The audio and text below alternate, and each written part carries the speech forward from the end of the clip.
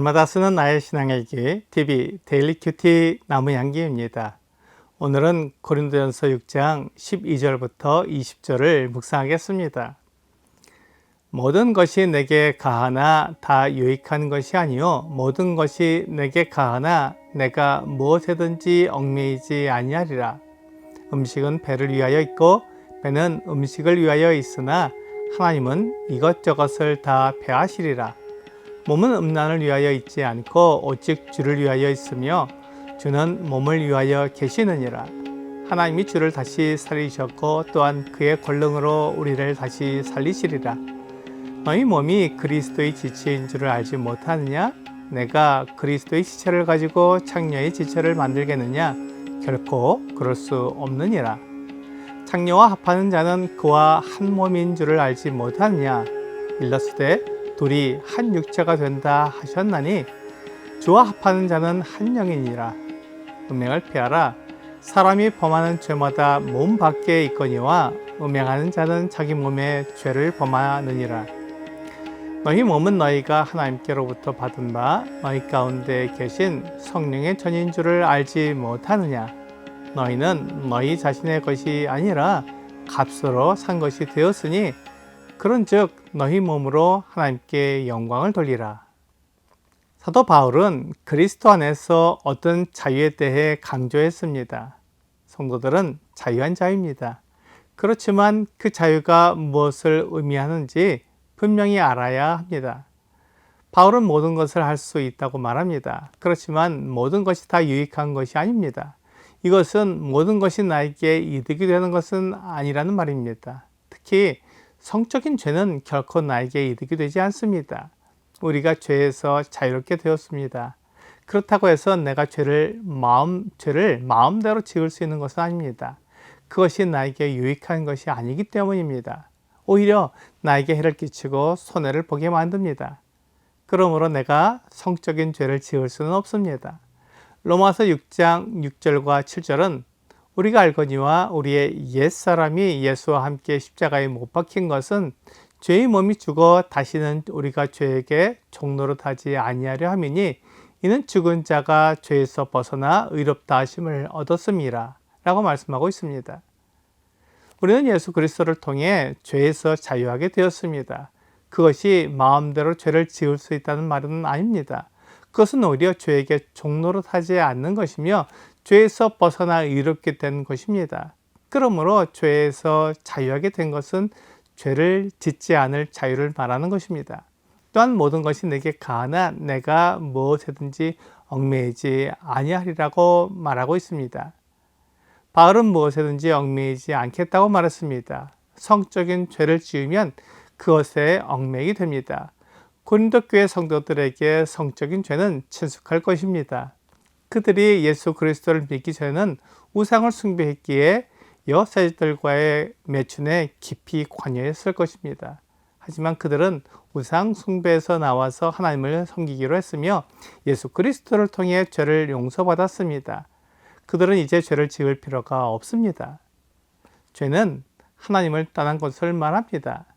사람이 하나님을 떠났기 때문에 음란, 거짓, 속임, 우상 숭배 등을 하는 것입니다.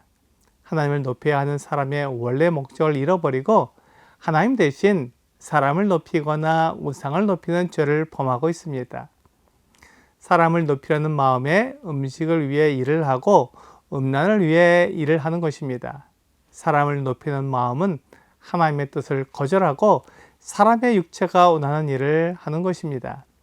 이것은 하나님보다 사람의 육체가 더 높다는 것을 나타내는 것입니다. 이것이 얼마나 어리석은 것인지 잠깐만 생각해 봐도 알 수 있습니다.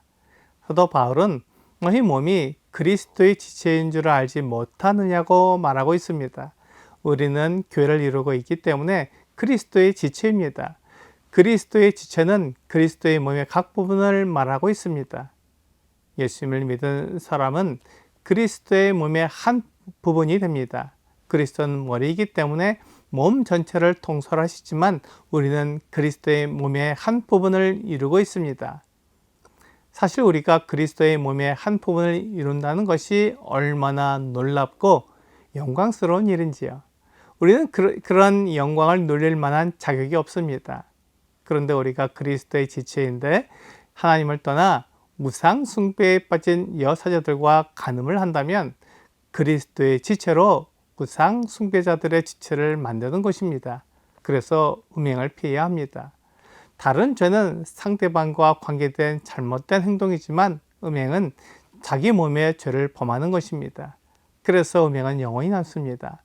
잊은 것 같아도 다시 생각나는 것이 음행입니다. 음행은 자기 몸에 범하는 죄이기 때문에 몸이 죽을 때까지 잊혀지지 않습니다. 그런데 우리가 하나님을 믿고 섬기겠다고 고백하는 것은 사상의 원리와 가르침을 따르지 않고 하나님의 뜻대로 살겠다고 말하는 것입니다. 세상을 떠나 하나님을 따르겠다고 말하는 순간 우리의 몸은 하나님의 영인 성령이 거하시는 성령의 전이 됩니다. 그러므로 이제 우리는 우리 자신의 것이 아닙니다. 하나님께서 그 아들 예수 그리스도의 피로 값주고 샀기 때문에 이제 나의 몸은 하나님의 것입니다. 원래 하나님의 것이었지만 하나님을 떠나서 하나님으로부터 자유롭게 되었습니다. 그래서 죄를 짓고 사탄을 따르는 자가 된 것입니다.